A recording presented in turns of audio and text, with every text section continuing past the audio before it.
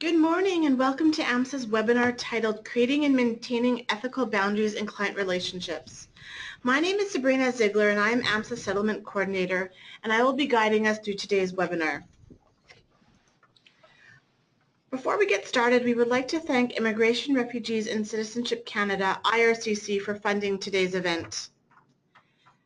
So today's webinar, we will have our main speaker will be Linda Monk, who will be coming and speaking to us throughout today's webinar. As well, we have a few case study presenters who will be coming in throughout the webinar to give us some on-the-grounds examples from their communities.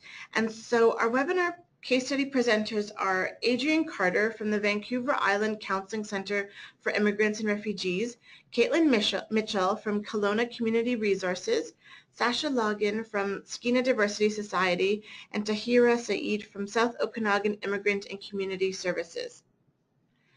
And then at the very end of the webinar, we will have a dedicated Q&A session.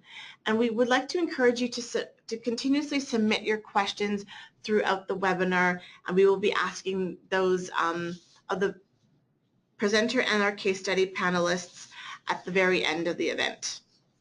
So now I would like to introduce our first speaker of the day, who will be coming to us throughout the event. Her name is Linda Monk. She's a registered social worker and certified professional coactive coach and founder of both Creative Wellness as well as Thrive Training and Coaching.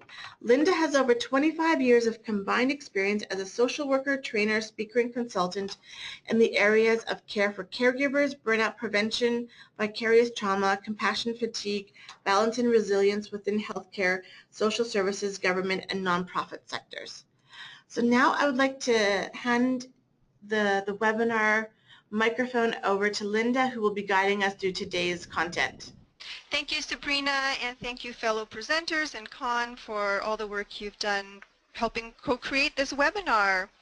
And welcome, everyone. Thank you for gathering together here across our beautiful province to spend the next couple of hours learning about a topic that has significant impact. Though we're focusing on creating and maintaining ethical boundaries in client relationships. So I'd like to invite you, a good place to start when looking at ethical boundaries is to really stay connected to your own current self-awareness about ethical boundaries and your knowledge about your unique practice, cultural considerations, your own agency policies, so that you can integrate these various elements into your overall understanding and learning on this topic. Ethical boundaries is a complex topic. There are entire courses devoted to it in various areas of study such as social work and counseling.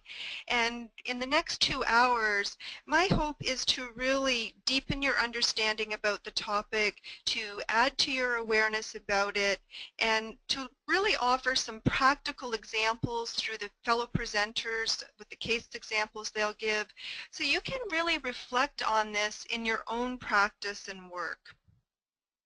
So the learning objectives for the webinar include defining what professional ethics and boundaries are.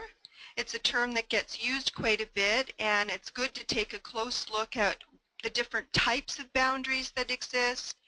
We'll look at some of the common boundary issues or challenges that can lead to ethical dilemmas when serving clients. Next. And we'll reflect on the unique boundary and ethical challenges when supporting clients in smaller or rural communities. There are some unique boundary areas to consider when looking across urban practice, rural practice, and we'll try to touch a bit on that in the time we have together. We'll look at how personal and professional values inform and support creating ethical boundaries. And we'll look at some very practical, tangible ways that you can approach creating and maintaining ethical boundaries in your work. So what is a boundary?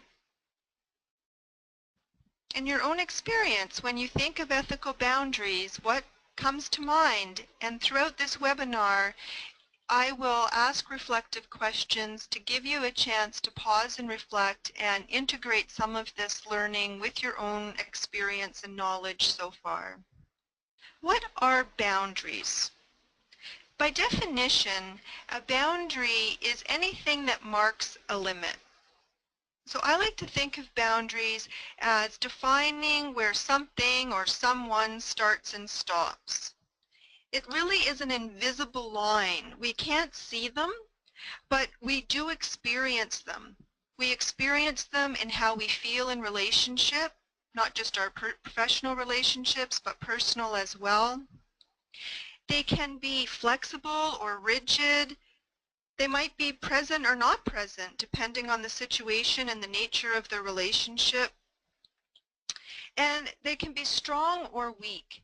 And over the course of our careers as helping professionals, we are always looking at how to strengthen and work with our boundaries in a way that's in service to our own well-being and sustainability as a professional, and also in service to doing high-quality ethical work with our clients that makes a difference.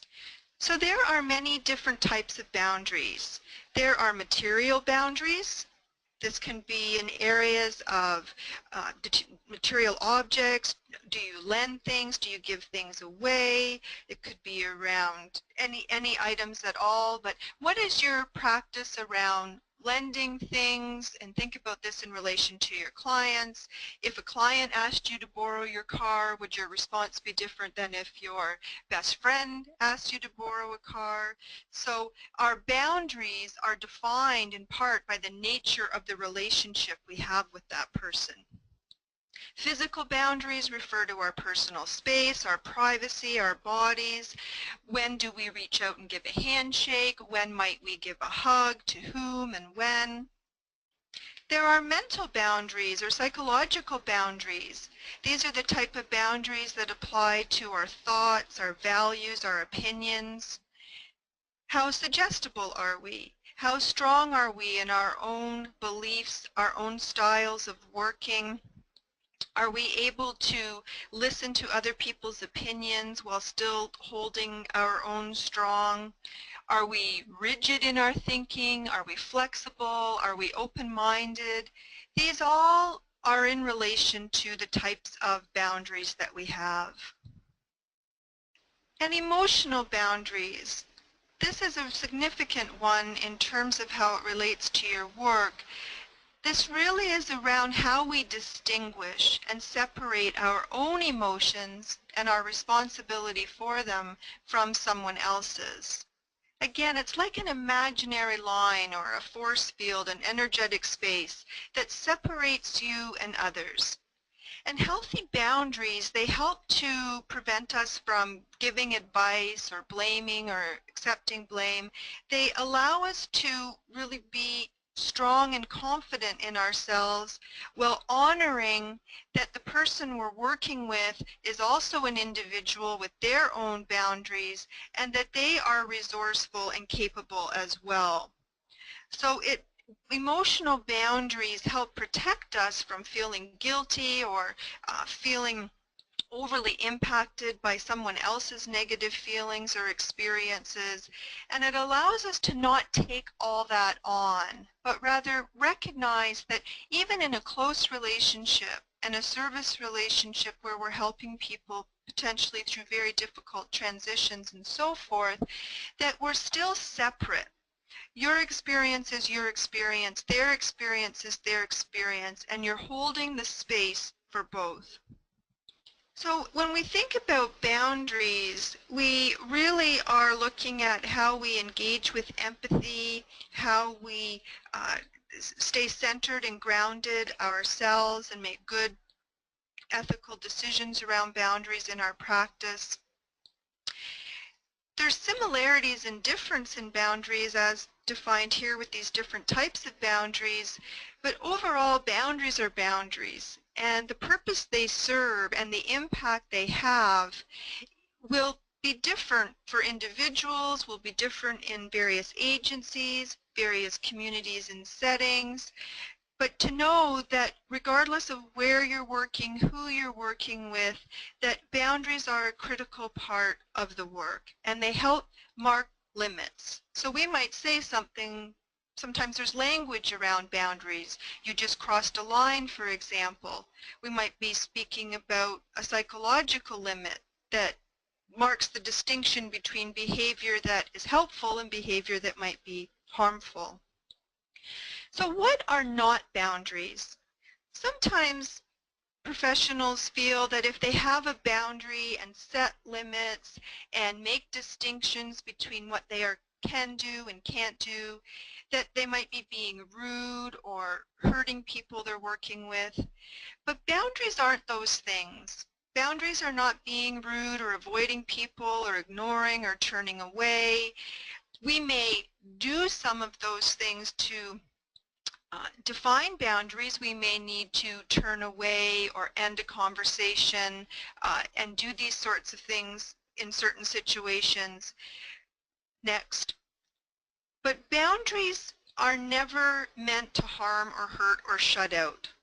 They really are needed and are in service to creating supportive, positive, healthy relationships with others, including the clients you're serving. So it's good to make that distinction. It doesn't mean we're always comfortable when we set our boundaries. It can take work, emotional work, and even physical considerations sometimes. So it does take effort, one, to be self-aware about what our boundaries are, and two, to know which boundaries are needed when and in what circumstances. And part of how we answer those questions is to always stay aware, to pay close attention and make visible in some ways the invisible nature of boundaries by seeing how what you're doing, how you're doing it, how it's making you feel, how it might be impacting your clients, colleagues. Those are great indicators of what's going on with our boundaries. So I just want you to pause and reflect for a moment based on hearing these different types of boundaries and what you've heard so far, to give some thought to what are your boundaries? What's the nature of your emotional boundaries, your physical boundaries, your material boundaries, and so forth? When we talk about ethical boundaries in the context of professionalism, many professions have their own code of ethics. So for example, I'm a registered social worker. The College of Social Work has a code of ethics I am professionally obligated to follow and respect in my work with clients. I also have a code of ethics through the International Coach Federation as a professional coach, and I need to pay attention to those as well. And many professions have their own code of ethics. And sometimes we're working in fields such as in settlement work where there isn't a code of ethics defined for settlement workers. And I'll talk more about this as we move forward. Next, we're going to do a poll, and Sabrina will facilitate this with you. Perfect. So thank you so much, Linda. So the poll question that we're launching right now is, are you a member of a professional group that has a code of ethics guiding your practice and work? So we would like to ask you to click yes, no, or not sure. We'll just give it another 2-3 seconds as all the answers are coming in. And so far the answers that we've been receiving, it's quite varied, so we will wait another moment. Perfect. We'll close that poll right now. And so thank you to everyone who's clicked on it. And so 52% of you who are watching have said yes, you are a member of a professional group that has a code of ethics. 26% has said no, and 22% have clicked on not sure. So thank you so much, and I'll hand it back to you, Linda. Thank you, Sabrina. So as you can see, it's varied here. We have essentially half of you, yes, you have a code of ethics, and that can be from various occupational groups, a quarter no, and a quarter not sure. And for those of you in the not sure category, it might be helpful after the webinar to check in with your agency and your supervisor, your colleagues, to seek out the answer to that, to find out if in fact there is a code of ethics that is present supporting and guiding your work. And it's okay if you're not sure. That's part of why we do learning in this topic, to open up conversations about this important area. So next we're going to take a closer look at professionalism. And the reason we're doing this is the whole area of ethical boundaries is at the heart of professionalism. And professionalism has many aspects to it. It includes professional behavior and ethics, which is all about the ability we have to conduct ourselves in a professional manner, and while using professional ethics when they're present, when you have them, to guide and enhance your practice. And when there isn't a code of ethics present, we then need to turn to practice guidelines and competencies to help inform our professional behavior. And I'll speak about that in a moment. Next, another aspect of professionalism is professional development, like we're doing here together. That ability to commit to continued learning and professional development. It increases our confidence, our competence, our service delivery, our own well-being. It also helps us to grow our boundaries, because as we learn and develop professionally, we uncover new areas that we may need to increase our boundaries, or we might discover areas that we need to soften them a bit. And our ongoing learning informs and helps us stay connected to our understanding around various aspects of our work. Next, professional judgment. This is critical.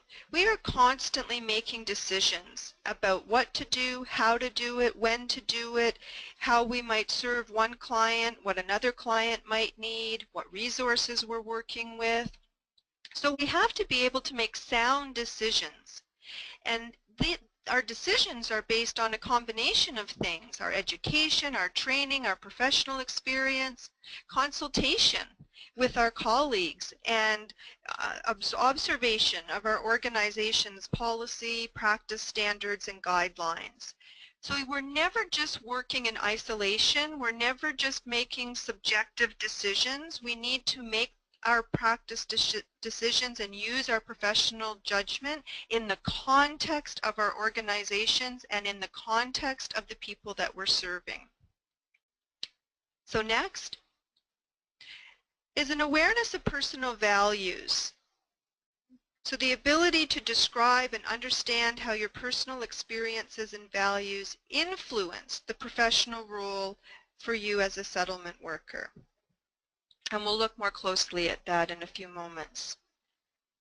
Next is ethical awareness. And when we talk about boundaries, this is part of the sphere of ethical awareness. And ethical awareness is foundational to our professional practice.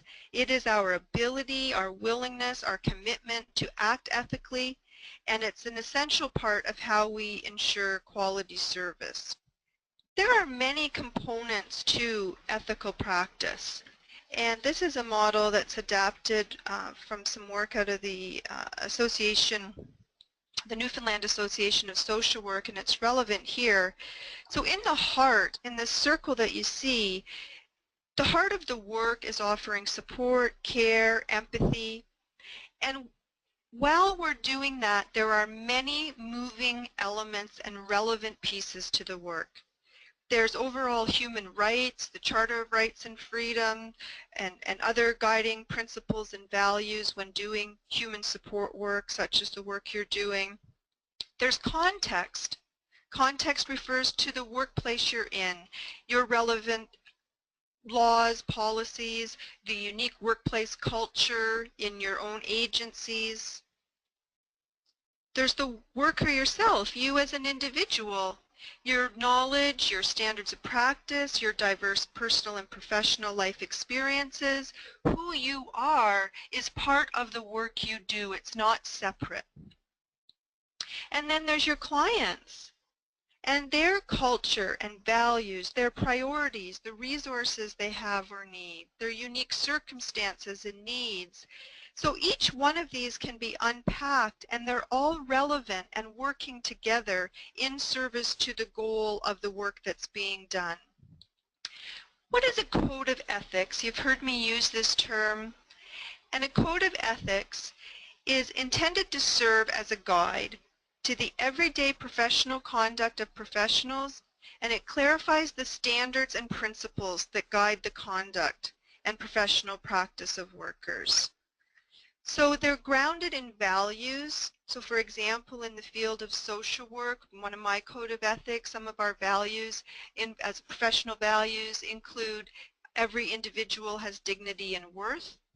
So therefore, our code of ethics is set up to make sure we're honoring that value. In the absence of a formal professional code of ethics, so those 25% of you, quarter of the audience who said you don't have a code of ethics and another quarter who aren't sure, in those instances, and broadly speaking, we must turn to guidelines or competencies for direction on ethical practice. So within your sector, for example, there is an English Language and Development Settlement Service Worker Complete Competency Dictionary. I know that's a long name. It was funded by the Immigrant Integration Unit, Immigration Programs and Integration Branch. It was released in March of 2011. And the purpose of this dictionary is to really define the competencies, the skills and knowledge that will inform the training of staff in the sector. It really is a blueprint of good practice. If it's something you haven't seen before or heard of, I would encourage you to take a look. It's provided in the resource section that will come out with this webinar. And they really exist, and they're designed to ensure that the immigrants across BC that you serve through your services, that they receive consistent, high quality and relevant services to aid their settlement, adaptation and integration in Canadian society. So an example of one of the competencies in this framework, there's a whole section on acting ethically. And you can see here, I won't read through all of these, but you can see that things like confidentiality, informed consent, privacy, the impact of personal values, which we'll talk about, acting with integrity, which is part of our boundaries. Boundaries help us do that, demonstrating a knowledge of code of ethics, and so forth. These are all part of ethical practice. So when we take a closer look at boundaries, there are many things that will influence boundaries, and these include things like unequal power relations. So for example, there can be an unequal power between a worker and a client, or a superior to an employee, or from one political group or one level of income. Many different things can shape power relations. Community influences. So, for example, physical boundaries sometimes can be lost in a large crowd. There can be, for example, if there's a unified, fast-moving crowd, sometimes physical boundaries get lost because there's this movement in unity. So there can also be absorption into an overall group's identity or group's experience, where we might then lose sight of our own individual boundaries in the context of a group. Things like mental illness, codependency, addictions, they can all impact whether or not one has boundaries at a level that helps them draw that line, if you wish, and their capacity for it. So for example, in a codependent relationship, it often involves placing a lower priority on one's own needs and being excessively preoccupied with the needs of others. And this type of dynamic can happen in families, it can happen in helping relationships. So being able to really stay present to your own needs, your own boundaries, helps to mitigate that. And of course, personal and professional experiences in the area, training and professional development will impact it, and there's many other influential factors. And I just invite you to think about in your own unique circumstances, what are the factors that impact your ability to set boundaries? When is it easier to set them? Harder? Which ones do you find easy to have? Which ones do you maybe struggle with? And we all have areas of growth when it comes to boundaries.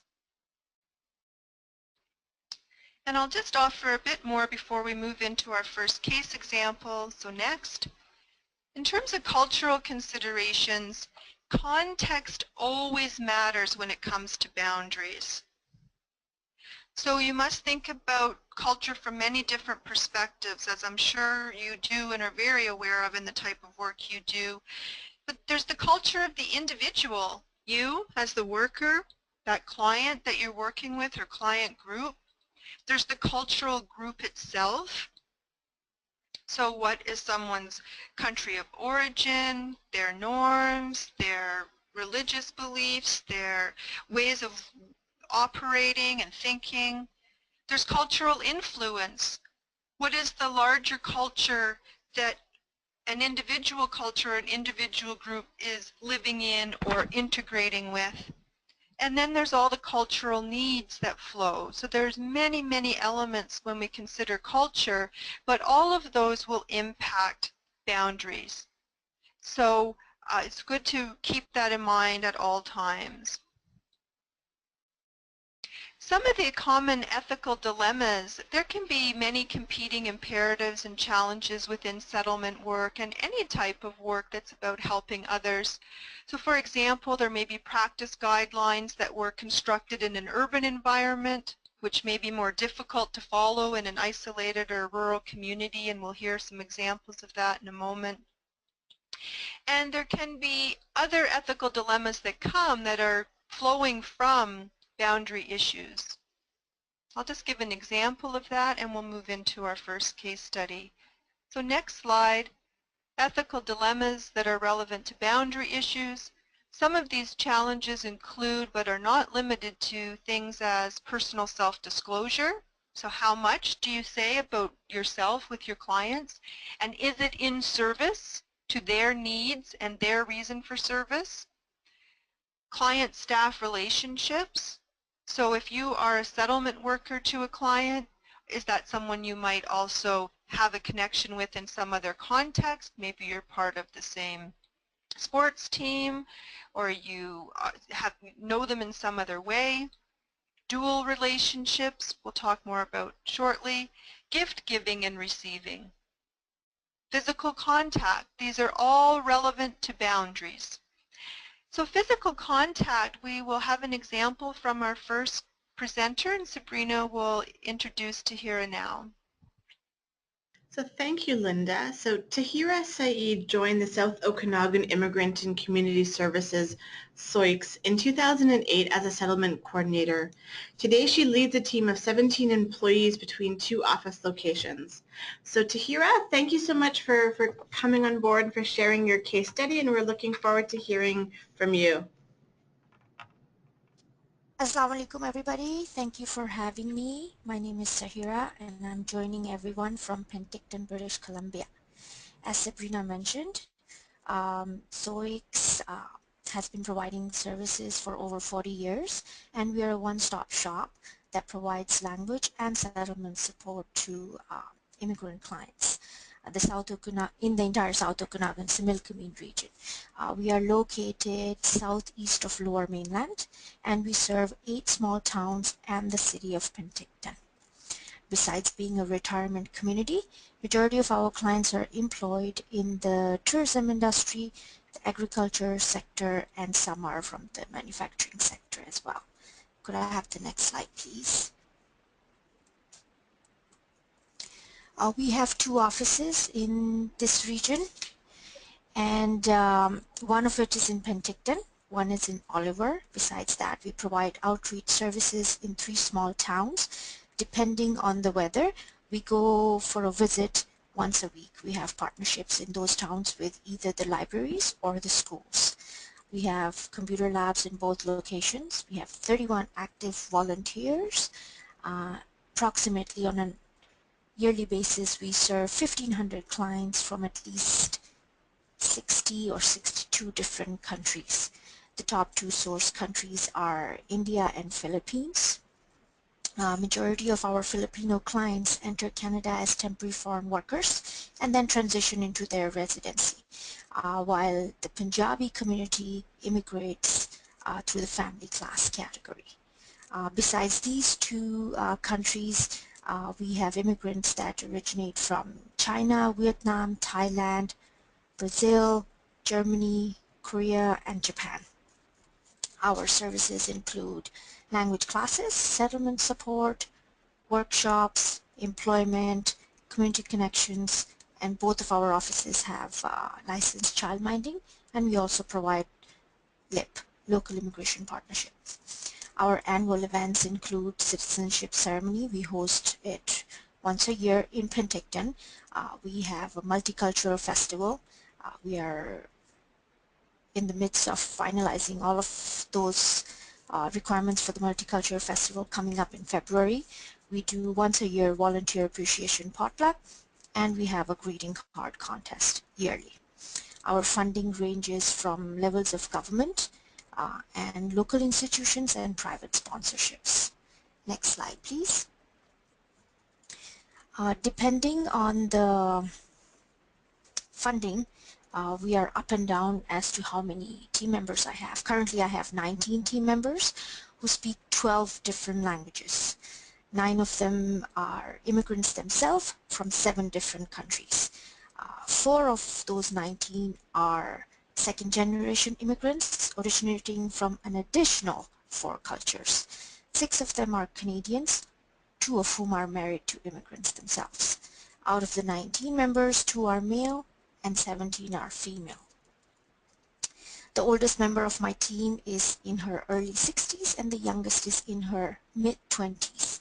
So as you can see, my team covers a large demographic. Therefore, before we help clients integrate, we start with ourselves in the office.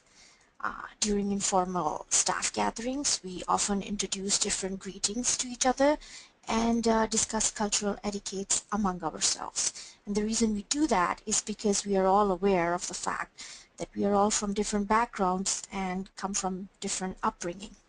However, when we are at work, we are trained to deliver professional and consistent services, and this ensures that we are all on the same page when helping clients integrate into Canada. Can I have, now I'll discuss the case study. This is about a client who was a temporary foreign worker until a few weeks ago when he received his permanent residency. And like many of our clients, he came in to share this information with our settlement, one of my settlement worker. The settlement worker had been working with him for over a year, and she was helping him and his wife connect to various events in the community and arranged for mentors to improve their language skills and any other settlement need that he had. My settlement worker is a second-generation female immigrant whose parents immigrated from a European country, whereas this specific client is a male immigrant originating from a Muslim country in Asia. When he came in to share that he is now a permanent resident, she was very happy for him and generally congratulated him. And I could see, I was there witnessing all of this, and I could see that she was holding her arms still on her side and almost bouncing up and down with excitement. So, and she's been working with him for quite some time, and I could see that she wanted to hug him because she was genuinely happy for him. However, she was aware of her professional conduct and of the cultural sensitivities. I myself have been working with that client for more than 2 years, so I was aware that the client is a forward-thinking individual who is well on his way to engage in Canadian norms, and he practices them.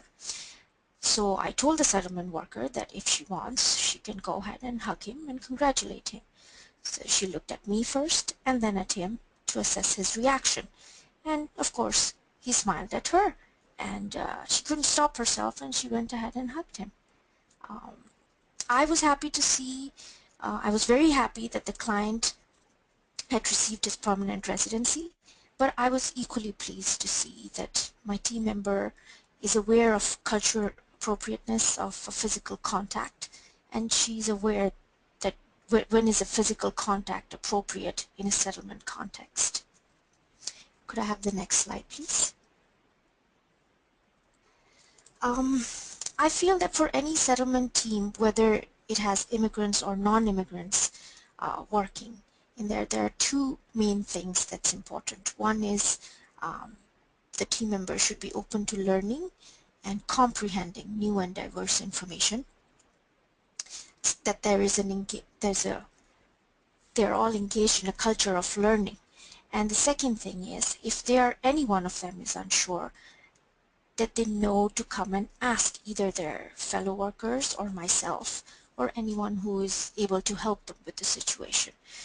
For my team, we keep our communication lines open so that there is debriefing, there is staff meetings, formal and informal, and I encourage everybody to share their learning and stay connected with each other.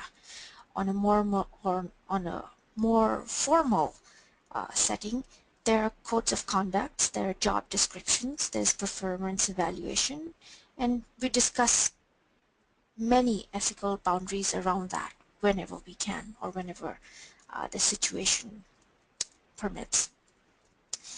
We are in the midst of revising some of our code of conducts, and this is where I want to share that in the Okanagan, Thompson-Okanagan region, we have a practice of sharing information with each other, and instead of me having to start everything from scratch, we do talk to each other and see what the other organization have in place which I could use, and we can share resources like that. For instance, like I mentioned, we are revising our code of ethics, and I'm referring to other organizations to get ideas and inspiration. I feel this is important because every one of us is going through budget cuts, and these things are important, just as important for us to serve clients. I think it's as important for us to learn ourselves and make sure that the team is aware of all professional development opportunities that they have. Thank you. Thank you so much, Tahira. Thanks for sharing your case study and the learning that you've done in your organization. So I'd like to hand it back to Linda. Okay, thank you, Sabrina, and thank you, Tahira. So you'll see a land the learning, and Tahira shared a lot of relevant information about boundaries in her case study. Thank you. I really appreciate that part of what you shared, Tahira, looks at the many layers that are relevant to boundaries. So you were talking about culture and the diversity of cultural representation both in your staff and clients served. You were in the example of the physical hug, which is very common in helping work, the temptation to give hugs, and that there's both the individual worker but also the person receiving the hug, there's policy, and I like how you showed that boundaries are a team effort. Each individual professional and worker has to have and think about our boundaries, and it's so helpful to have a supportive supervisor, supportive colleagues, team meetings, open conversations, the ability to ask questions and check in, and to hear your own level of attentiveness to all of these different elements of your workplace and staff group are all relevant to boundaries and supporting ethical practice. So thank you for that great example. I know many people deal with the whole area of physical boundaries, and they're complex areas, so thank you again. So next slide, I want to look closely at some other common boundary issues. And the first one is around personal and professional space. There can be overlap between personal space and professional space, and there's many influential factors. So for example, the size of the community you work in, The community location, is it an isolated community or are there neighboring communities? Geography and space, they influence how we practice and also how we regard ourselves. So for example, if you're in a small community and you might be in a community inside of a community, so your own agency is a community inside of the larger community. You might feel on all the time. You might feel like you're accessible all the time. And it can cause a blur between your personal space and life and your professional space. Another relevant, next slide please, piece of this is around physical space. So physical space can include the size and layout of an office. Where do you meet with clients? That influences boundaries. It also influences things like confidentiality and privacy. So are you sitting in a common open space with a client? Have you maybe gone to meet them at a coffee shop? The physical space in which the work is being done will impact the type of physical boundary and emotional boundary that's being created with that client. So Sabrina will introduce our next case example, who will share something specific around physical space and the impact on ethical boundaries. Thank you so much, Linda. So I'd like to introduce our next case study presenter, Sasha Logan from Skeena Diversity Society. Sasha came to Canada from the Czech Republic in 1991. She studied system analytics at the Prague School of Economics. After her arrival to BC, she came to experience the joys and challenges of an immigrant life while raising her family.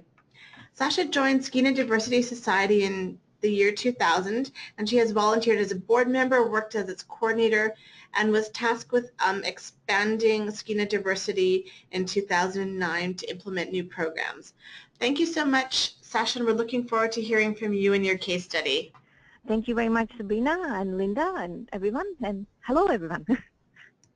I work at Skeena Diversity Society, which is in Terrace, and often, you know, being in Northwest BC, it's a bit further up, so we thought we would include our map again that we have done in the past. So Terrace is located about 17 hours drive from Vancouver, and you actually have to go through Prince George, and then which is about 10 hours, and then 7 hours west to the northwest. And Terrace is a bit of a hub in the northwest, and so it serves as a service and retail community of Northwest. So just to kind of ground you where we are, so we're somewhat rural. We don't think of ourselves very rural, but so Skeena Diversity has been in existence since 2000, and really, so thank you. Next slide. Yeah, it was formed more as a partnership to address racism, and then moved into 2010 into the welcoming, inclusive communities and workplaces, and opened the Welcome Center downtown. Before that, we more worked on little projects, so we didn't really have a space. And the decision was made to open a space, not an office, but more of a welcome center. I think the whole idea of welcoming inclusive communities really inspired us to do that, to have a place that people could meet each other. And 2014, we started direct settlement services. So our vision is really, Skeena Diversity believes in the strengths and creativity of a diverse, inclusive, racism-free community. So we wanted our space to reflect that. So I'm going to sort of give you a bit of a sense of how it looks like. Our next slide describes the programs and services that we offer: settlement services, community events, youth projects. We use our space for art shows, movie nights, workshops. Different groups offer dance workshops. And also it's a space for meeting and gathering of many different groups, both our clients and also partners in the community. We're a very, very small organization in terms of staff. We have one full-time executive and project director, and then 2 part-time settlement worker and project assistants. And then we have few contractors on special programs, and the rest is filled with volunteers. So a lot of us do multiple jobs, and this our center is open 6 days a week. Again, we wanted to find time that would work for people and find accessible hours. So on the next slide, it sort of starts showing where we are. So we are and as you walk in, the first room is basically sort of a little living room. On the next slide. Here, this is basically what people come into when they come in. So it's quite different from maybe other offices and receptionists. It's a place where we invite people to come in, share with each other. If somebody else walks in, if it's usually in a space like this, it's we're talking about topics that can include other people. So we kind of invite people, let them know what's happening, and then we have also and our staff works here and kind of addresses fairly quickly what are the different needs and what's happening, and also we have lots of colorful things everywhere. Sometimes it can be a bit gray outside, so we try to create a colorful world. And we also have a back room, which is on the next slide. And here we use it for different things, for workshops. On the next slide, we have children's classes, children youth classes, and also on the next slide, it's used for different meetings.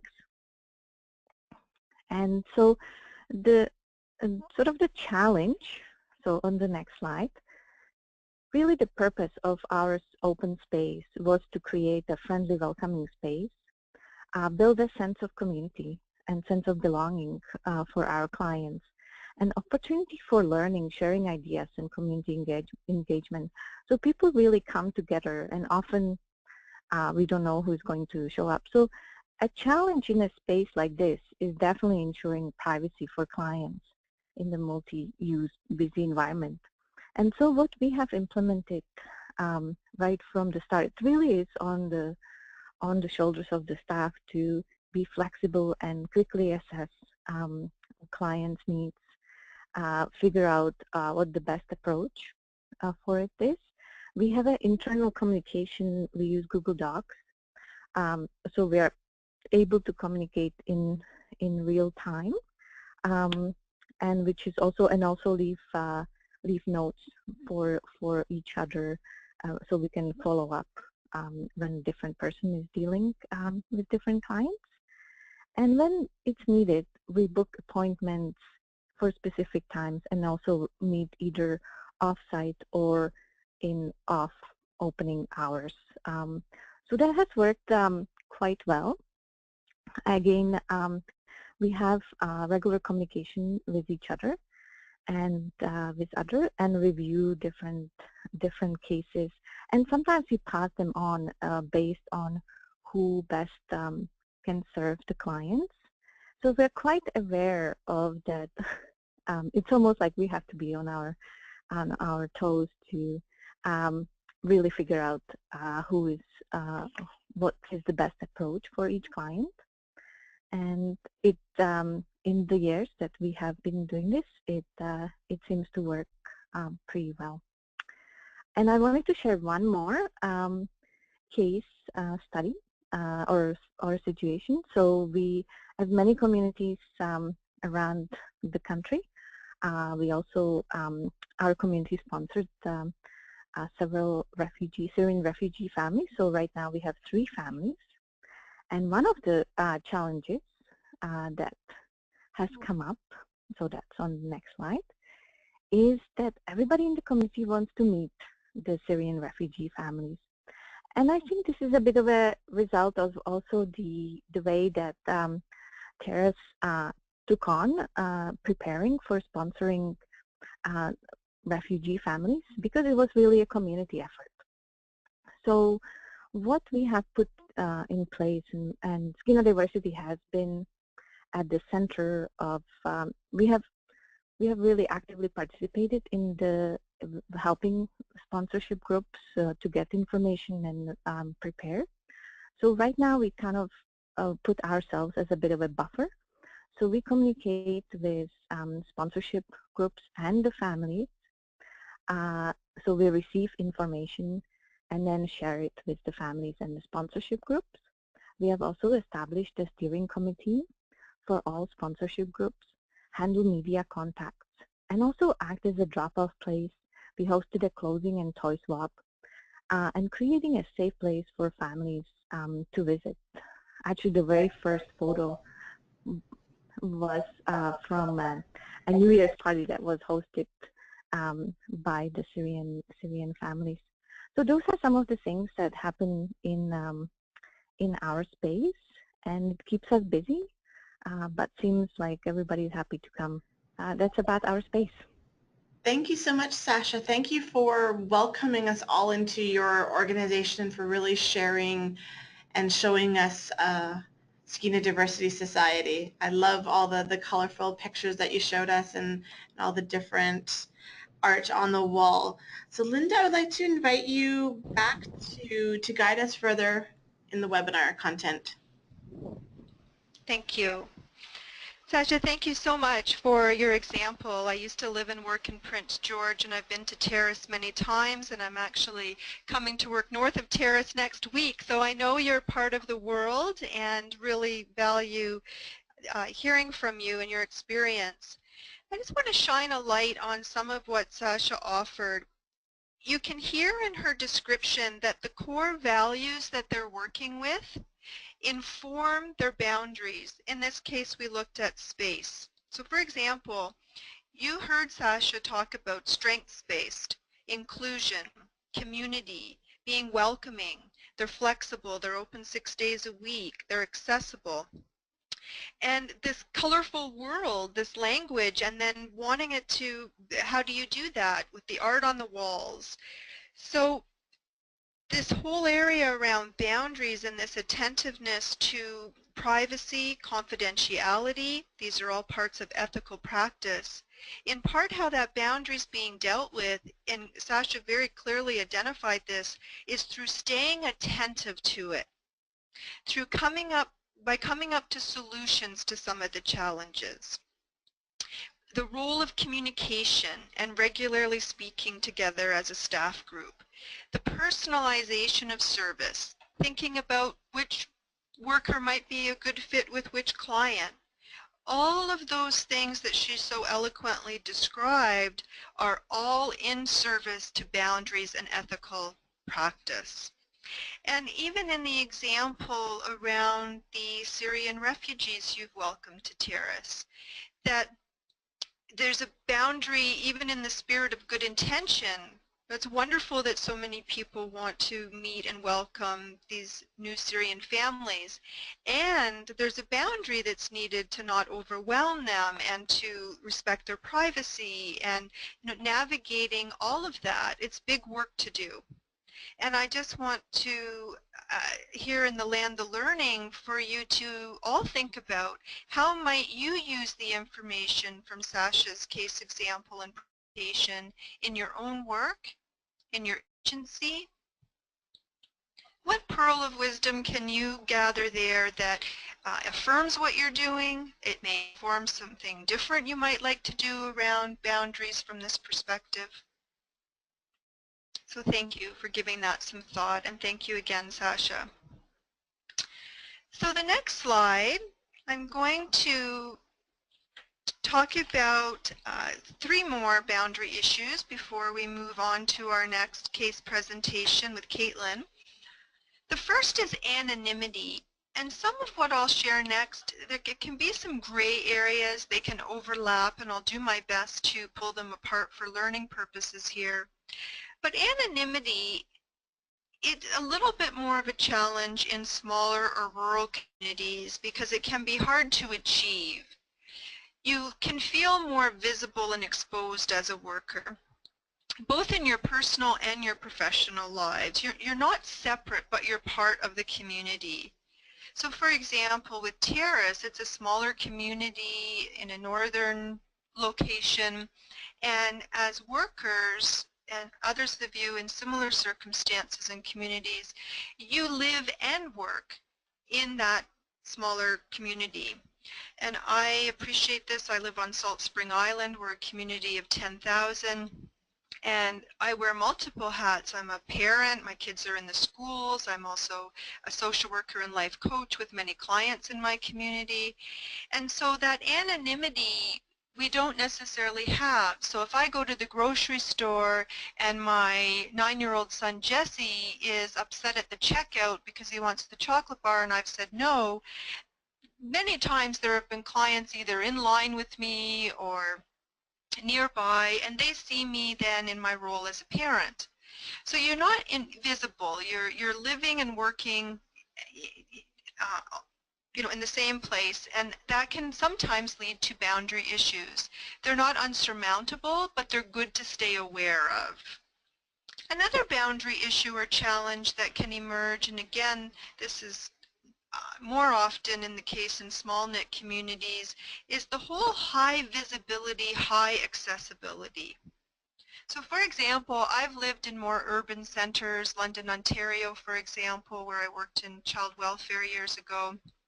And I could go shopping, for example, and it would be rare that I might see a client. It's a large city. Now, it's fairly common for me to see a client when I go to the grocery store.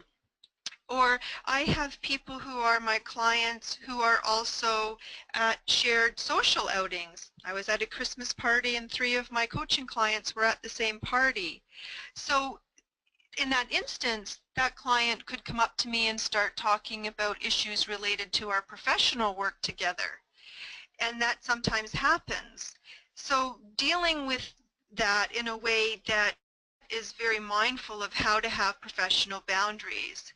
And part of how I do that is through informed consent. So for example, when I start working with my clients and I know that they can access me and vice versa out in our community, I let them know that when we see each other outside of the work we do together, that they can count on the fact that I won't bring anything up in the conversation in a public space that is private to their coaching work, for example.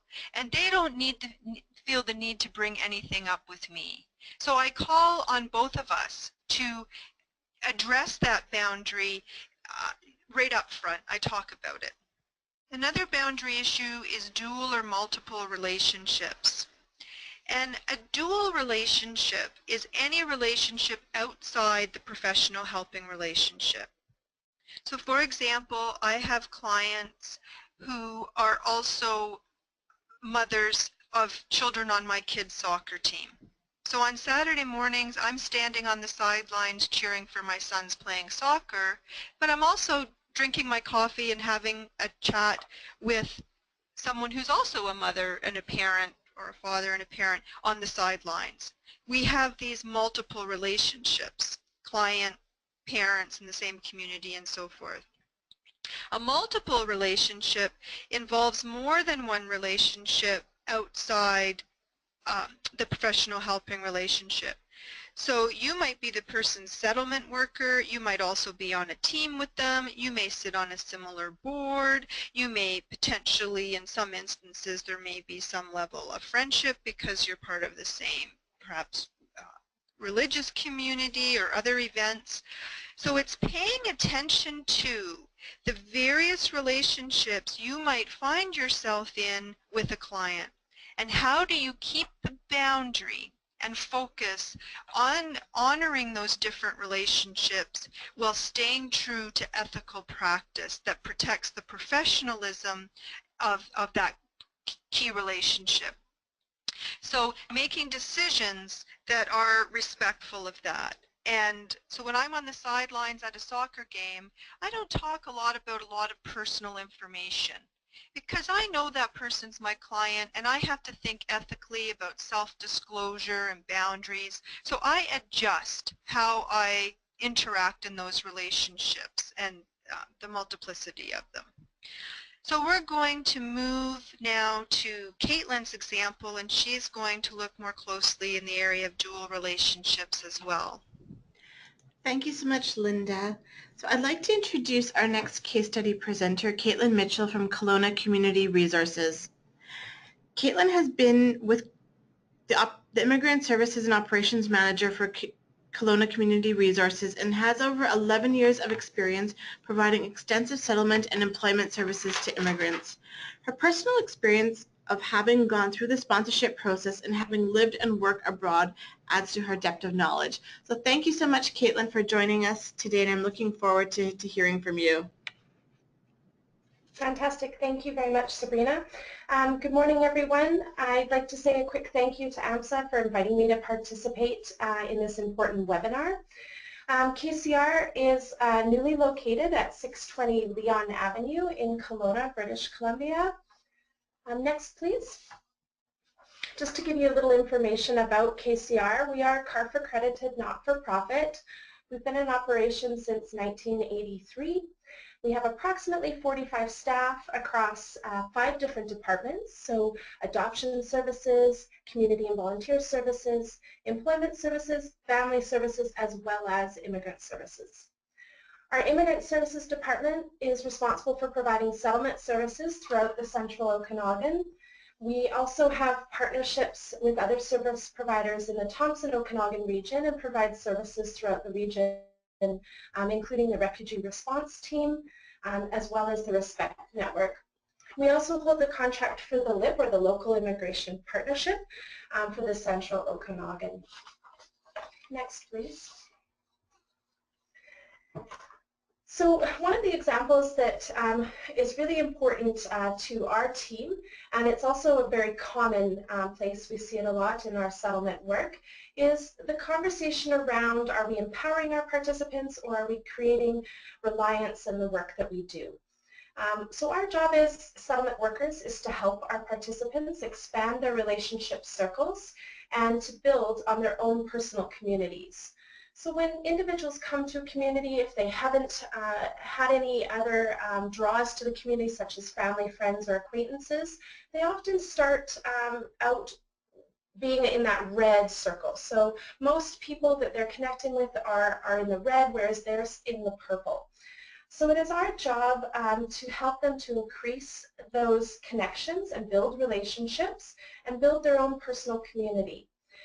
By building their own personal community, this increases their sense of belonging, which is a very large goal in the work that we do as settlement workers.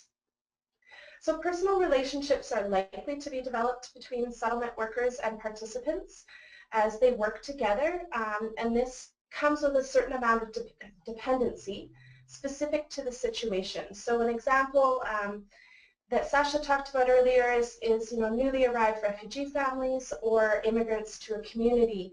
And that often has a higher level of dependency depending on the situation. If they've come to the community and know no one, that dependency with their settlement workers starts out quite high. It's really key, though, that we keep the dependency level within a healthy limit. So as paid community workers, it's our role to stay within sort of that orange circle, the community helpers circle. Often boundaries are overlooked due to a real want to help. We're all in this profession for a reason, and it's because we care. But we want to make sure that we check that, when does our caring then become a hindrance in the settlement of the individuals that we're working with. In smaller communities, it was talked about earlier about it's really easy to blur the lines of these relationships as both our professional and our personal relationships overlap. So it's really important, as Linda said, for us to stay professional, to do some self-checks, and just ensure that, that our relationships are appropriate with our participants.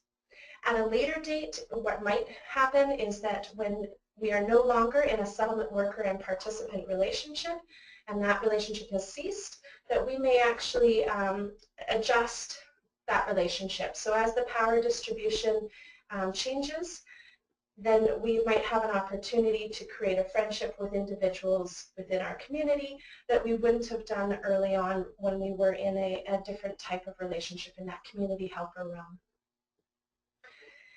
So each case, Linda also mentioned this earlier, each case must be examined individually to ensure that the role stays professional, and that we really need to look at each case and all of the different things that affect those boundaries that are required. So, for example, it might be acceptable to accept a lunch invitation with a participant who is well established and allow them to have the power in the relationship enough to show the gratitude for the services that they've received. But it may not be acceptable to have a new participant buy you lunch when they really can't afford it and they're not in that situation. It's quite different. So each situation has to be assessed. So our team continues to challenge ourselves by asking questions like, what would happen to the participant if we were not there? Is it a requirement for me to be involved in this step of their process? And how can I try to create a situation of empowerment or help the participant to build the necessary skills they need to do this on their own? We discuss these sample cases as a team. We also discuss them one-to-one with supervisors and colleagues. Any outreach with participants is discussed to ensure empowerment and support, and also to challenge the workers to do check-ins and reevaluate the situation to see if they need to be involved. Fantastic. Thank you. So the second example that I wanted to talk about today is about storytelling. So this is a photo of 3 young Syrian children. It was attached to an article that was actually written in an Ottawa paper. And so this story included the names and ages of children, the location of their child care center. It talked about the parent's name, how old the parent was, how old all their children were, and what refugee camp they had come from. It's these types of articles and media with identifiable information, especially in smaller communities such as ours, or as Sasha talked about in Terrace, where there are only 3 families that arrived in that community. These kinds of details can be very identifiable. The reason that often they're used is because it helps to pull on the heartstrings of the readers and to sell the story in order to gain something, whether it's you're looking for fundraising money or support or resources or volunteers or just community understanding around the situation. One of the things, though, by using this personal identifiable information, it results in a lack of confidentiality. It also often is a lack of consent and a lack of understanding of consequences.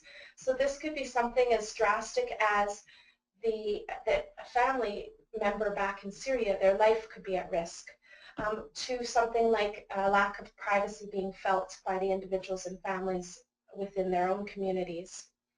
So it's really important to remember for all of us, including the media, service providers, sponsors, well-meaning members of the public, to ensure that we get informed consent, that we understand the cultural and personal consequences of the information that's being shared, that we keep confidentiality, that we're creative in the information that's shared. Often there's ways to share information that pulls on those heartstrings or gets people interested without giving away all the personal details or making it identifiable to the individual or family. Also allowing individuals to tell their own story where possible and have input into what is being shared is something that we at KCR feel is very important. Next slide, please. So KCR has extensive policies and procedures. That includes a code of ethics, how to maintain an ethical environment, ethical decision-making processes, and also an additional code of ethics focused on children and youth. So our code of ethics is reviewed during new hire orientations with our new staff members, also annually during the performance reviews, and our team reviews our employee handbook, which includes this information, and it's also included in our board orientation process. So at KCR, it's really important that this information is taken from the top all the way down through all of our workers, and that everybody is on the same page around our code of ethics. Fantastic. So in addition to educating our staff about the Code of Ethics, we also include it in our participants' information manual. So this is given to any new participants who are receiving services so that they know exactly what to expect around our Code of Ethics.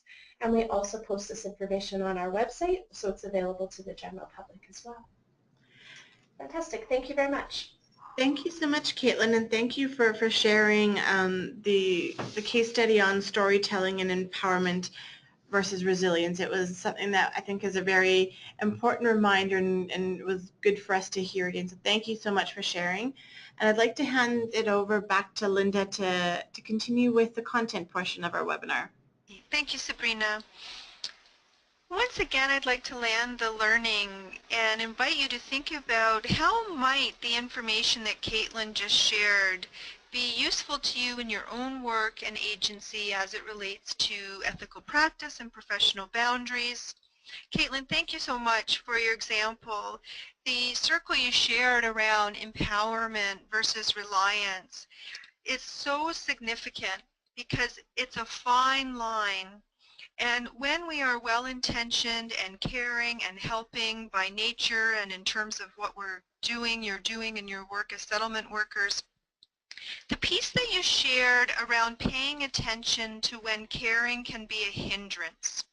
And it can feel a bit like a paradox. How can caring possibly be hurtful?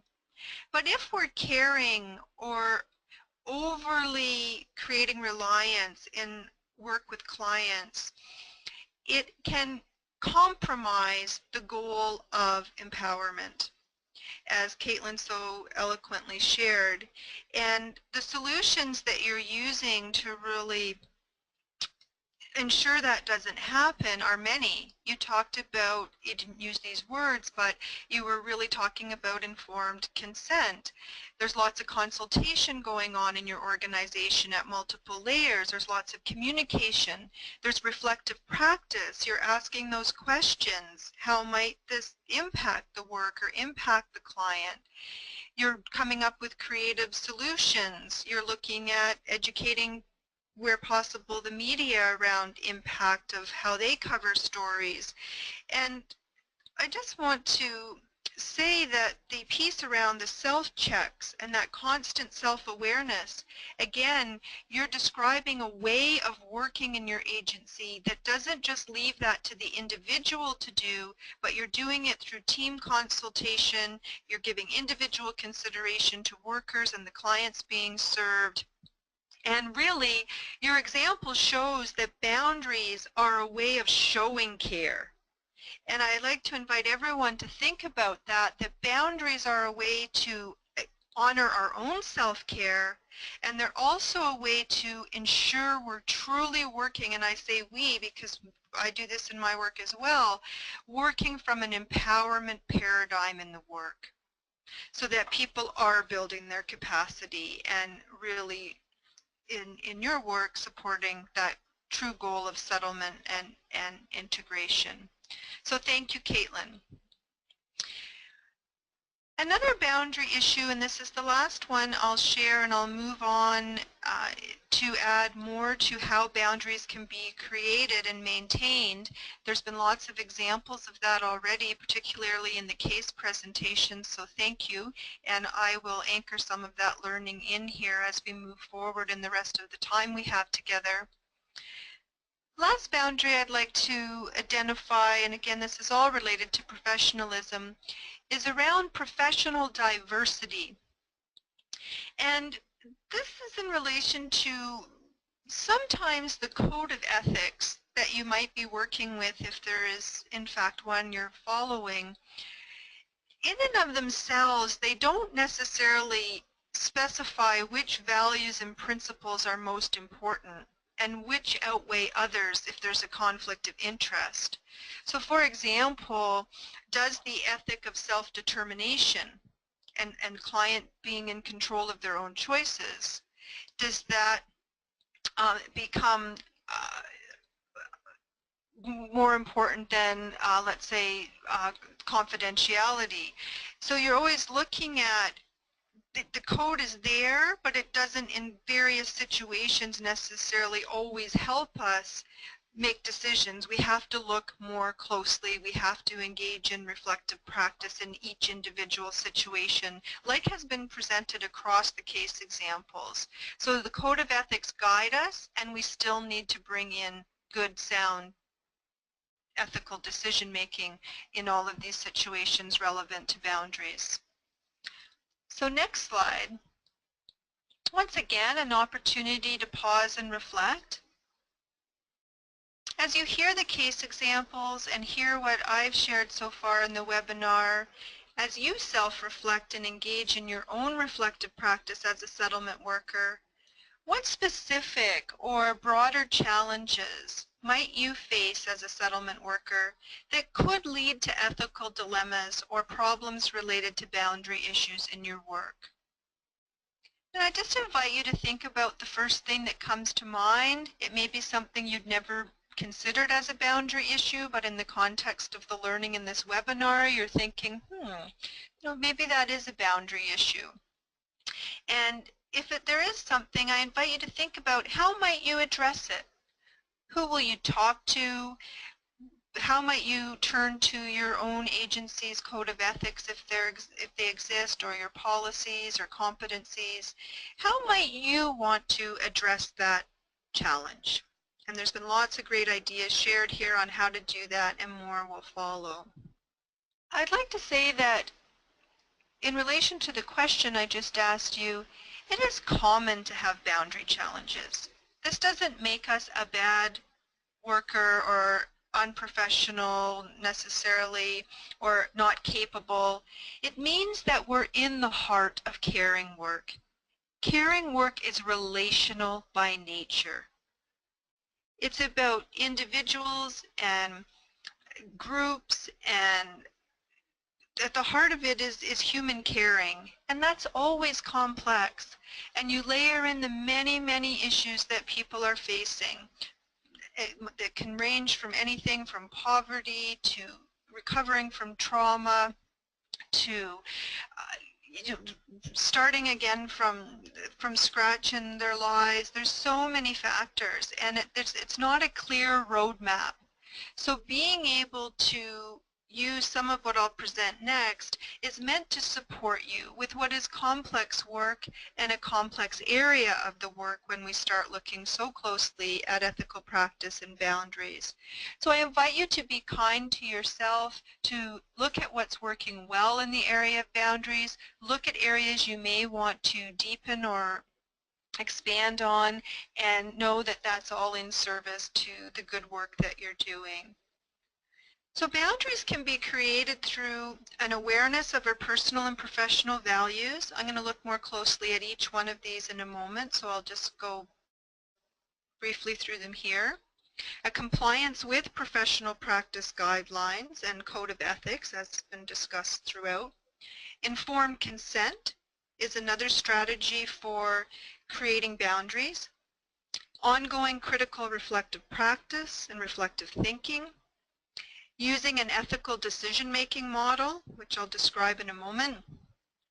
And lastly, containing difficult stories, which is really around emotional boundaries. How do you not get impacted or harmed by listening to an accumulation of very difficult and often traumatic stories of others?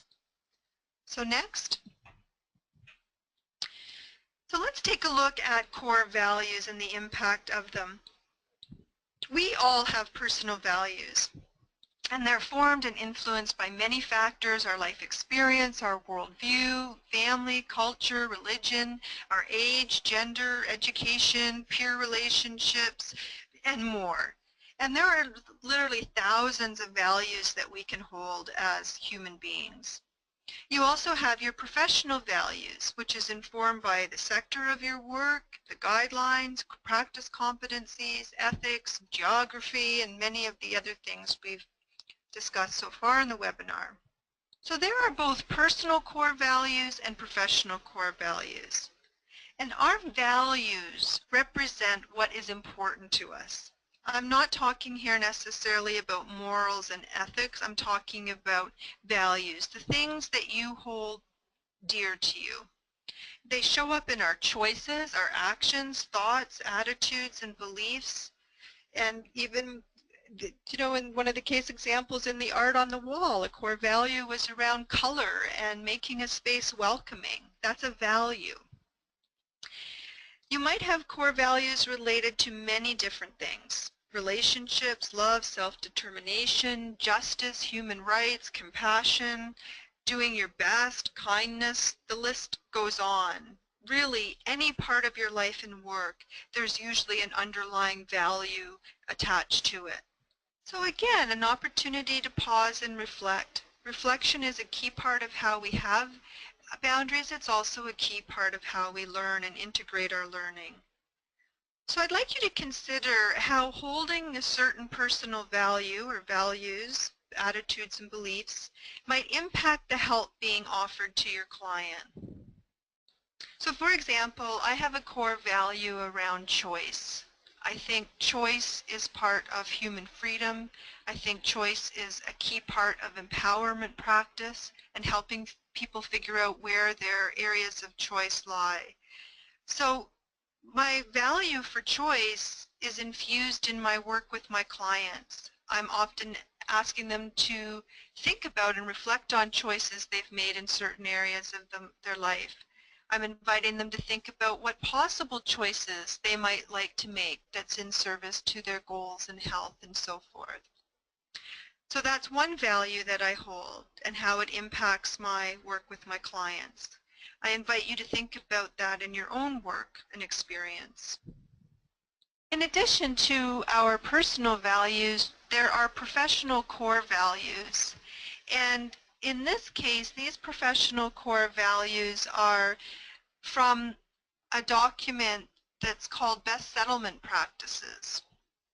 It's an older document from February of 1998 where a series of core values were identified in your sector.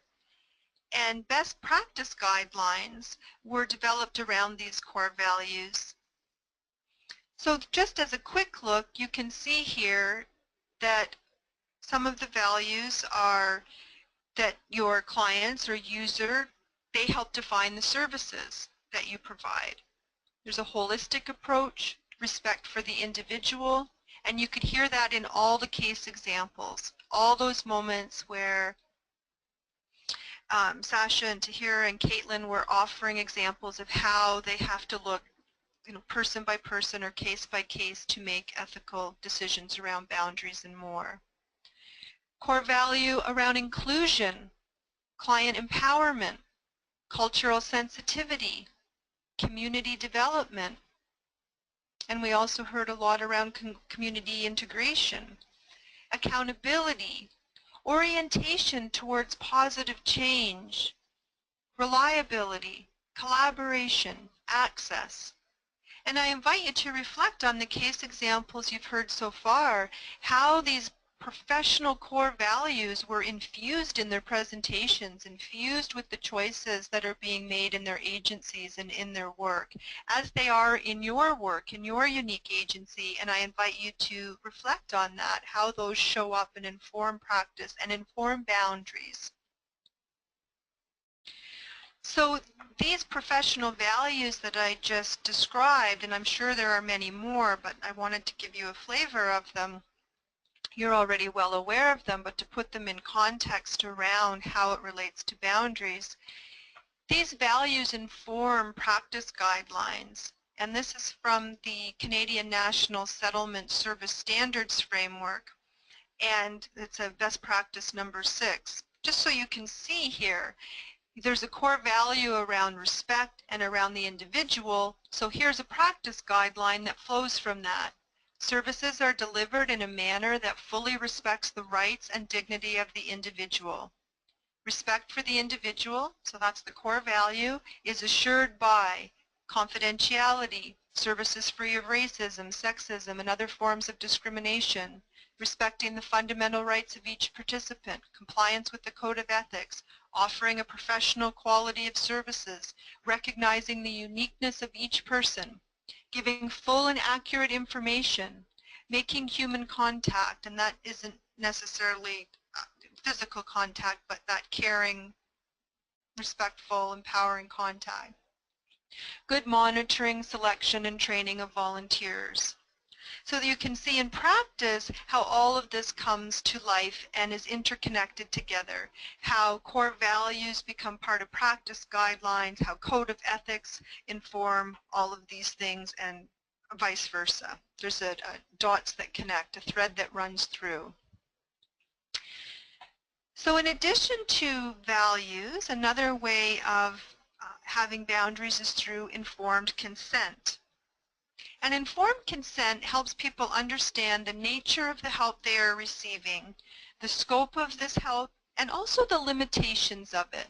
So such limitations are also part of boundary setting. So this might be when you're first working with a client and you're describing the services that you offer and the scope of those services. That's part of informed consent. It can be done formally. Sometimes there are contracts signed with clients about what they'll receive as their services. Sometimes it's informally through a conversation. And informed consent helps to have the types of conversations with clients that begin to cultivate those boundaries that are in service to the help that they will receive. And your agency may have its own policies around informed consent, so it's important to know what these are and to use them in service to quality work with clients and establishing boundaries. Next is critical reflective practice. Many occupational groups, such, for example, myself in the social work profession, we're trained in what's called critical reflective practice. It's sometimes called reflective thinking. The last case example that Caitlin offered, she talked about reflective practice where she offered those questions that get asked. Critical thinking or critical reflective practice, it involves being able to assess our own behavior, choices, and boundaries, and to look very closely at how it's impacting our clients and others. And those others can include our colleagues and so forth. So literally, pause and reflect like we've been doing in this webinar. It is part of critical reflective practice. So reflective practice, it's about learning from our interactions with our clients. It's taking the time to observe our own boundaries. You might even after this webinar want to practice a bit, and in your work later this afternoon, tomorrow, next week, oh, here's a boundary, here's a boundary, here's how I'm honoring this physical space boundary, here's how I'm honoring this emotional boundary, and just start to really get curious. Here's where I'm having a challenge with a boundary and what am I going to do about it?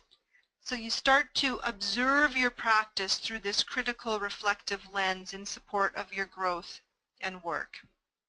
So you can ask reflective questions with critical practice. You can say, what stands out from this conversation with this client? Were my boundaries clear and ethical? Where were my boundaries blurred or soft? For example, maybe you offered too much self-disclosure and that created an emotional boundary violation.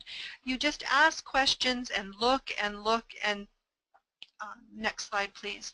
And in that process, the purpose of this critical reflective practice is very focused. It's to learn from your experience and therefore improve practice. So by learning directly from your own practice experience, it informs your next experience. And that's how we grow and get better and stronger and more skilled and competent as professionals. And it never stops. The learning never stops. The critical reflective practice never stops, whether you're in your first 6 months as a settlement worker or you've been doing this for 30 years. There's always more to learn from engaging in our work in this way. The next slide, around ethical decision making. Ethical decision making is all about, in any ethical dilemma, and related to boundaries or any other part of your practice, we always have a choice between two actions or multiple actions, and they are often based on conflicting professional values. So maybe the value of inclusion is in conflict with the value of the rights of the individual, for example. Both of them may be professionally grounded and correct, but you still have to make a choice about what action you'll take. So ethical issues and decision making are guided by a code of ethics, or the core values in the work and the practice guidelines for ethical practice. And ethical decision making is one way that we are able to reflect on our boundaries and to increase having them, to maintain them, increase our knowledge around what they are. And this tool for making decisions about boundaries in day-to-day work and practice is really the heart of ethical decision making. So you can ask yourself questions. Am I placing the client first, or are you motivated by your own needs? Are professional boundaries being challenged? Have I set clear boundaries with my client? Would I consider it reasonable for another worker to make a similar decision, so try to get outside of it being personal and more objective? Can you explain the rationale for your decision and link it to your practice guidelines? So for example, in the example that Tahira gave around the hug, she was very able to explain the observation she made, why a decision for the hug was okay, and she could explain that. So ethical decision-making models and asking these questions can help. The last strategy for creating and maintaining boundaries that I would like to share is around containing the stories. In your work, you know better than I, but I am well aware that you hear many stories related to trauma, suffering, and high levels of loss and grief. And it's important to have a process to contain the stories, a process that works for you to, in a way, mitigate having the painful, traumatic stories accumulate and cause harm to you. There's a phenomenon called vicarious trauma, where we can be traumatized by hearing the stories of others. And if you yourself have a trauma history or even a similar trauma history to the clients you're serving, you can be at greater risk for vicarious trauma because your own stories can be triggered and so forth. That's beyond the scope of this webinar, but I just want to name it as something that can be an occupational hazard. And part of how we prevent it and/or cope with it is to contain the stories. So for example, a containment strategy, and this is a way of having a boundary with these stories, is almost imagine putting those stories in a container, a bubble. Sometimes people will literally write down the story and put it in a little container so it's contained. They might journal to get it sort of out emotionally. Talking to someone, that's why peer debriefing, peer support is so important, to kind of get the stories out so they don't sort of sit and fester within. But I invite you to think about your own clearing and containment strategies. Some people will take a shower after the day, literally to wash away, have that metaphor of washing away some of what's accumulated.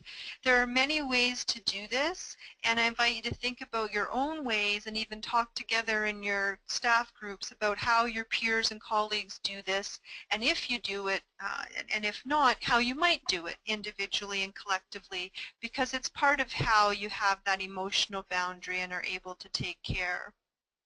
Further strategies for maintaining boundaries, you've heard it in the case examples, you'll hear it again in a moment with our last case example with Adrian, the importance of peer clinical supervision or supervision in your agencies, peer supervision with colleagues, ongoing debriefing, paying close attention to your work, engaging in that reflective practice as I described earlier, receiving client feedback, client satisfaction surveys, what's working for your client, what do they like about what they're receiving, what do they find challenging or do they not like. Hearing from your clients is often a great way to know how successful you're being with your boundaries or if there's areas they need to be improved upon.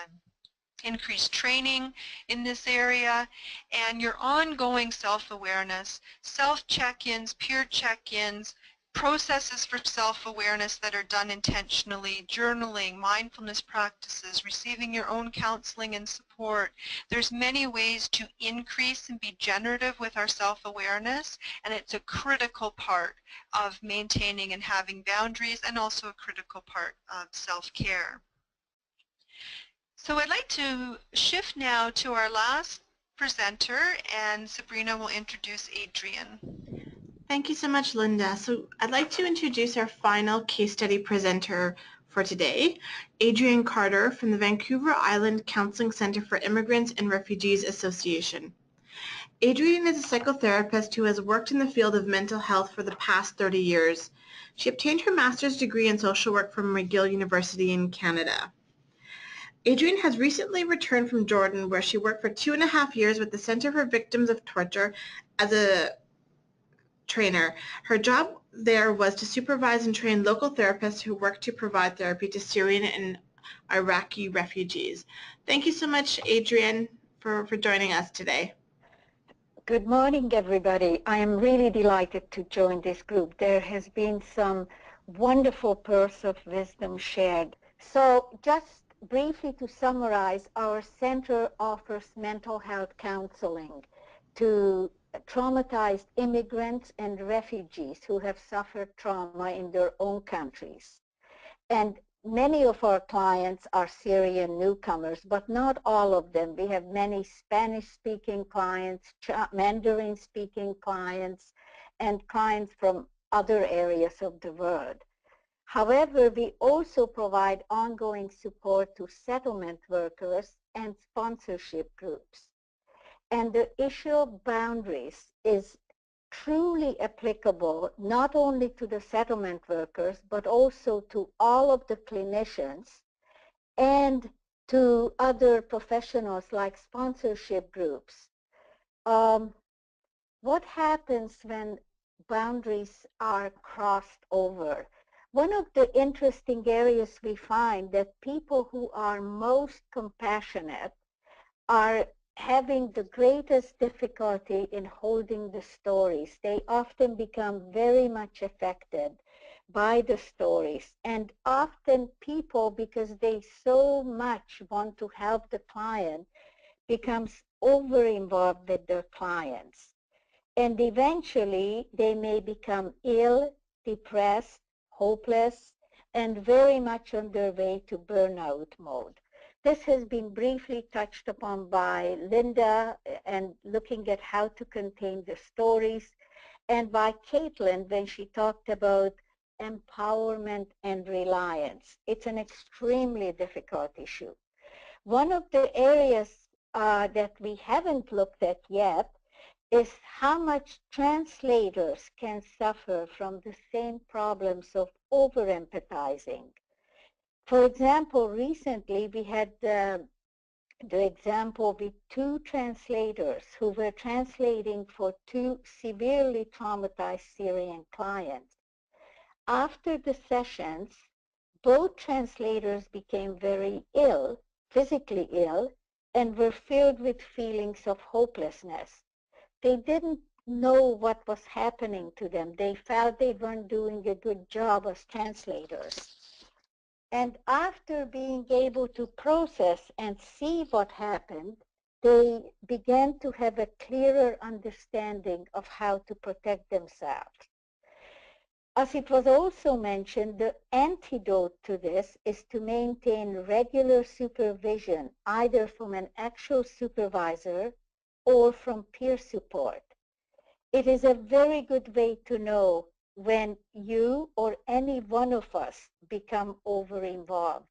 Believe me, it touches people who have been in the field for many, many years just as it touches new therapists or new settlement workers. Taking care of ourselves is extremely important for anyone working with traumatized individuals. Make sure that you find ways to be nurtured while you are at work or away from work. As one of this first slide illustrates, having regular exercise, meditating, playing, visualizing are all very good methods that we can regain our mental strength. Keeping up the friendship groups, finding nurturing within the family, eating good nutritious food. There are numerous ways to take care of ourselves. Could you please switch on to the next slide? Okay. Of course, having a good vacation is a wonderful way just to be able to get away from all the stresses of this work. The work you are all doing is one of the most stressful ones because we are dealing with so many horrifying stories and people suffering. It is very difficult to be able to contain it and still taking care of ourselves. I would like to close with a couple of quotations. The importance of self-care has really been recognized by many of the foremost authorities. Here is a quote from the Dalai Lama. In dealing with those who are undergoing great suffering, if you feel burnout setting in, if you feel demoralized and exhausted, it is best for the sake of everyone to withdraw and restore yourself. The point is to have a long-term perspective. What this really means, if we throw ourselves into the work, if we do not at times withdraw and restore ourselves, it will be very, very difficult to keep in this job for a long term. We found that some people had to leave the organization because it was too much for them. They burnt out. This is how vicarious trauma happens. The next quote from Eleanor Brown. Rest and self-care are so important. When you take time to replenish your spirit, it allows you to serve others from the overflow. You cannot serve from an empty vessel. If we are emptied because we spend all of our energy on empathizing with our clients and we do not fill ourselves up, again, the result can very easily be burnout. And the last one, if your compassion does not include yourself, it is incomplete. So many of the people who suffer from burnout or vicarious trauma are very compassionate towards the clients, but often not so compassionate towards themselves. So often whatever methods we suggest to our clients, how they can help themselves, it is very helpful to be able to follow through those methods ourselves. So thank you. Thank you so much, Adrienne, for sharing those pearls of wisdom. I'd like to hand it over the webinar back to Linda before we end on a short Q&A session. Okay. Adrienne, thank you so much. And I know you've been doing this work for many years and can speak firsthand about the importance of self-care. And quite often self-care gets lower on our priority list. And the takeaway from Adrienne is, how do we move that up? Making yourself a priority as a settlement worker, your well-being, your restoration, how you fill your own emotional cup, is actually not just about you, it's about your clients too. Because when we work from a place of wellness and at our best, we bring our best to others too. And it's big work. Self-care is ongoing work that we do. And thank you, Adrian, for bringing it here into this space. And I want to let people know that I did a webinar last year for AMSSA called Burnout to Balance. And it was a really close look at burnout, what it is. It looked at compassion fatigue, vicarious trauma, and individual and organizational strategies for dealing with these challenging occupational. So please, if you're interested in that topic, Sabrina will provide a link to that previous webinar, and it's there for your learning and support. I have a little post-it note I keep on my desk, and it says small moments more often. And sometimes I don't have time for big chunks of time or a vacation or these larger things to restore, but I try every day. What's a small thing I can do today to nourish myself and take care of myself? And those small moments more often add up, and they keep us remembering to care for ourselves. So the next slide, why do ethical boundaries matter? I'm just going to do a quick summary and we'll open it up for a final question and answer in the brief time we'll have left. So why do ethical boundaries matter? We've touched on many of these things. I just want to summarize the importance. They're directly linked to quality service delivery. The research proves that there's better client outcomes when ethical boundaries are respected. It reduces the risk of overwhelm and burnout, as we've just discussed, for you as settlement workers. There's less conflict and client complaints when boundaries are present. It ensures that professional guidelines and competencies are being respected. Next. It prevents blurred rules and enmeshment in client-worker relationship. It allows that individualism and personhood to be respected. It can help create expectations, parameters for the work. Boundaries help empowerment people, and I know that you're all about empowering people in the work that you do and helping them tap into their inner and outer resources. Boundaries can improve a sense of security, stability, and encourage a more relaxed, non-judgmental, and overall helpful, caring atmosphere. So please remember that boundaries are in part how we care for ourselves and our clients. Next, remember please that poor boundaries lead to less effective professional relationships with clients, ethical dilemmas, challenges, overwhelm, and greater risk for both conflict and burnout. Next slide. And remember that good boundaries lead to quality service delivery, better outcomes, greater respect and clarity, integrity, as well as increased professionalism and ethical practice. So ultimately, in the next slide please, I hope that what you've taken away from this webinar is that ethical boundaries are important to both your own and your client's best interests. And I really want to acknowledge you for all the ways you're already honoring boundaries, creating them, maintaining them, and I wish you great support as you deepen your capacity for that on the path ahead in the years of your career. And the last slide, landing the learning. I invite you to think about what's one key thing you've learned in the past 2 hours together that's had value for you and your work. And just really anchor that in. What's something you want to remember a week from now, 6 months from now, and how you can use this in your work in positive ways. So we'll open it up briefly to the question and answer period, and if you have questions beyond the limited time we have left, they can also be submitted and we can answer them by email. Thank you so much, Linda. And the first question that we have is really addressed to you. Some of the examples discussed talking over an ethical dilemma with colleagues or supervisors and trying to figure out the right course of action. Do you have any advice on how to reach a consensus?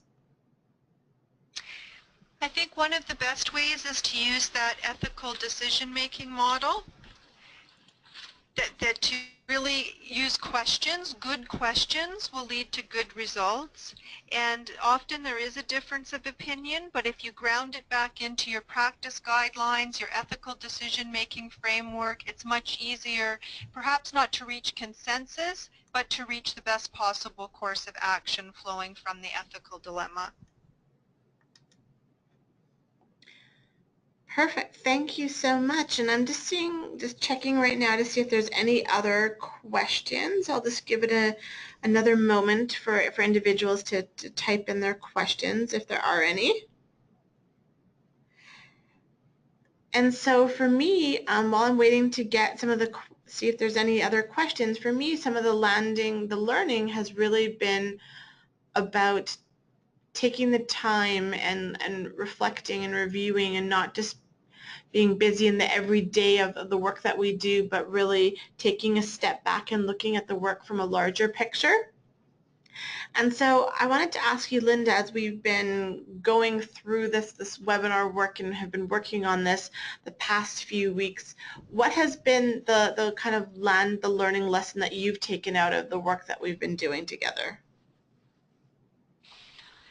I think the importance of going into the big picture, like you're saying, Sabrina, and because you're in a field that isn't in a unified way governed by one code of ethics necessarily, and you have professionals from different professional groups and some who may not be part of an occupational group that has a code of ethics, to take the time to learn what those core competencies are, to make sure at hiring that there's good orientation processes, that support is an upfront priority, support for individual workers, support for team development and peer support, because many issues related to boundaries and boundary dilemmas can be dealt with through good communication, grounding back into the core values and principles that guide the work, and through